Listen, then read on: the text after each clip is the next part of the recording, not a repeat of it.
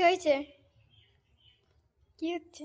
মানে আমি কি শান্তি করে একটু দাঁড়াতেও পারবো না, একটু কিছু দেখতেও পারবো না? না, হয়েছে কি আমাদের দেখছোটা বাড়িতে? কি সেটাই বলো। হ্যাঁ, আমাদের বাড়িতে আজকে বসানো হচ্ছে সাবমার্শাল। আগে আমাদের ছিল জেট পাম্প, মানে সেটা শিবার জন্মের কিছু বছরের মধ্যে, ঠিক আছে? তা এত বছর ওটা চললো, ওটা আগেকার দিনে যেটা ছিল ছোট মেশিন, যেটা জল ওঠা।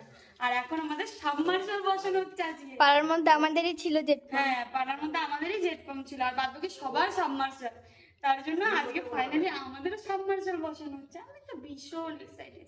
ওটাই কম কম জল উঠতো, মানে যা জল উঠতো আমাদের হয়ে যেত, বাট এখন সাবমার্শাল বসানো হচ্ছে মানে আমরা বেশি বেশি জল পাবো।